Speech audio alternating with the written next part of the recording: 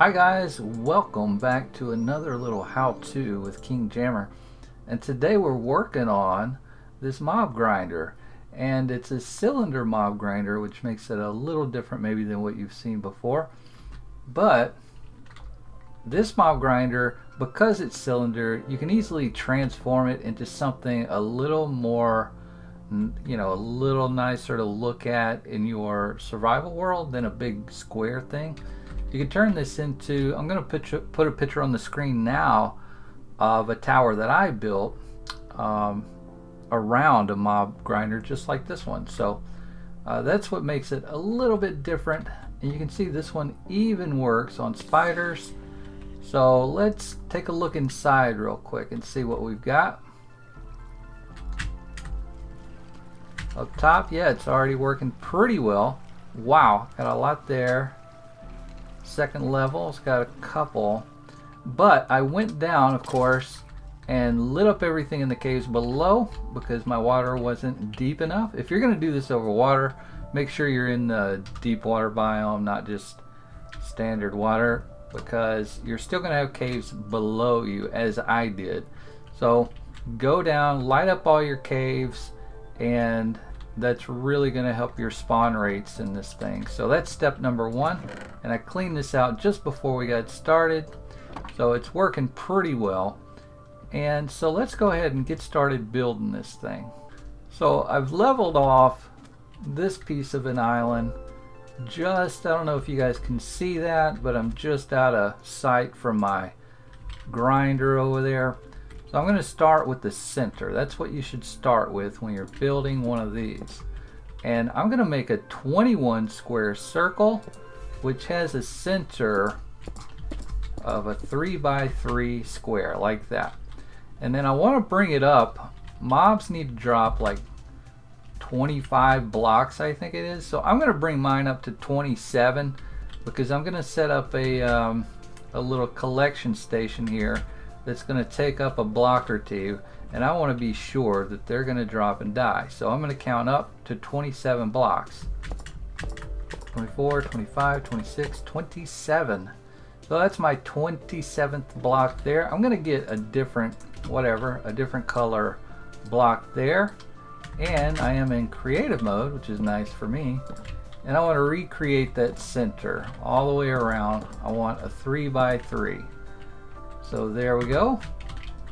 And the first thing you need to do after you have that center is come out by 8 blocks.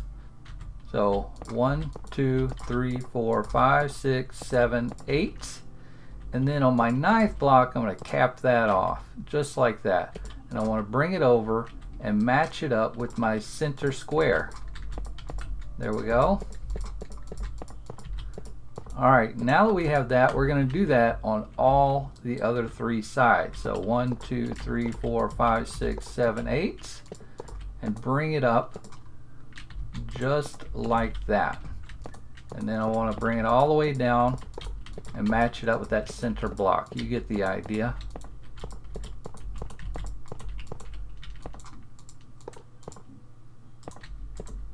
Alright, now that we've got a little bit of a base to work on, because I know you're in survival mode, and oh yeah, PS, it's not necessary to use these iron blocks. I picked the iron blocks because you can count those for yourself a little bit easier if you're watching this back and recreating this.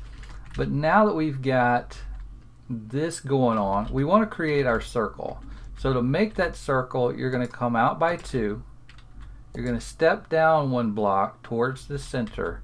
You're going to come over by 2. You can remove that block. That's a throwaway block. Okay.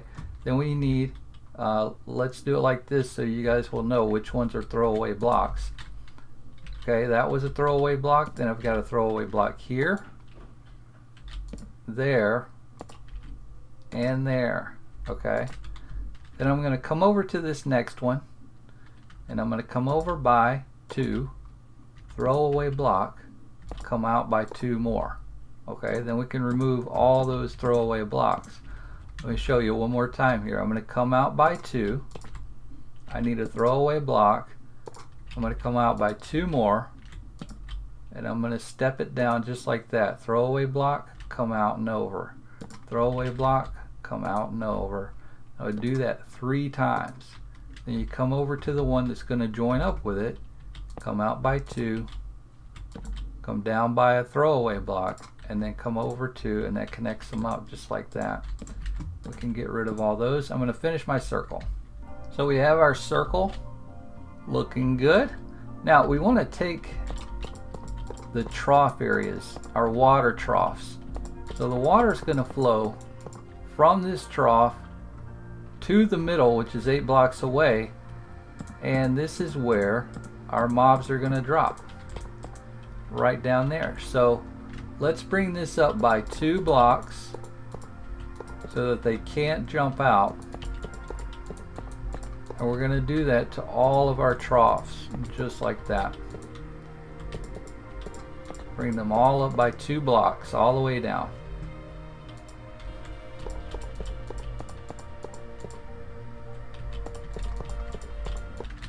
Alright, that's what that should look like. So now we need to take these walls up by 2 more blocks all the way around, and then when you're done with that, come back and do another 2 blocks all the way around. Okay, so bring the outside wall up by 4 total blocks. Okay, you've got your wall all the way up there like that, and now we're going to put in our spawning platforms. This is where all the mobs are going to generate into the world. They're going to spawn in on these and then walk off into the troughs there. So you just want to fill those in, and when you fill those in, you should have a 3-high wall here. I said earlier you don't need to use iron, obviously. You can use anything, but I would recommend not using blocks like dirt or wool or even wood, because that might get struck by lightning and burn or something. I would probably stick with stone or cobblestone so that the Endermen don't pick away at it so much. But we are putting our ceiling height to there, to 2 blocks, so that you won't get Endermen spawning in here. So that's nice.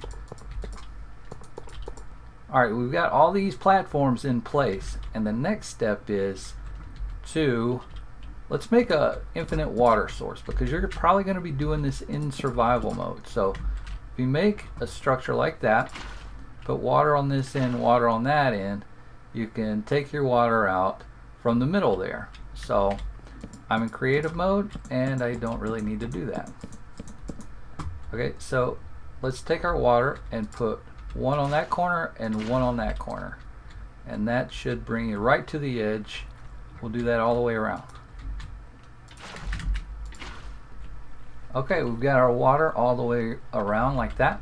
We're going to put these trap doors in place all the way down each one of these rows here, because the mobs are going to think that those are full blocks, and they're not going to hesitate to walk off the side there and fall into the water source, and that's what we want. Each level you do is going to require 1 full stack of these trap doors. So if you're doing 2 levels, you're going to need a couple of stacks of trap doors.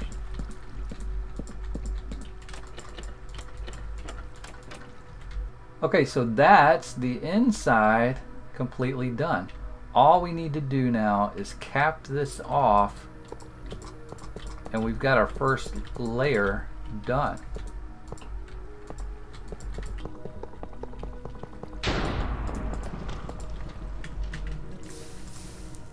What? Oh my gosh. Okay, the sun's coming up after a crazy night of building. I almost got destroyed by lightning trying to put the top on this. Anyway, let's find our center again. So how you do that? 1, 2, 3, 4, 5, 6, 7. So this is 7 long. The middle of this is the number 4 block, and I know if I go to the 11th block in the middle, I'm going to find my center. So 1, 2, 3, 4, 5, 6, 7, 8, 9, 10, 11. That should be my center, and this should be the fall zone right there. So if I want to put another layer on this, it's going to work exactly the same as that one, except for one thing, and I'll show you really quick. We're going to put our trough in here like this. Okay, let's make another one that goes back this way, the same as we did before. But the difference on this second layer is that once I add this wall, you're going to see that I've got a 2-block middle here. Okay, and some people might be tempted to just cap that off, but the problem is the 1-block mobs are going to spawn in here, the spiders and the baby zombies, and they're going to mess up the spawn rates of your farm. So you're going to have to go through the whole thing and fill it in, okay, so that you don't get your spawn rates all messed up. You don't want that. So let's do that.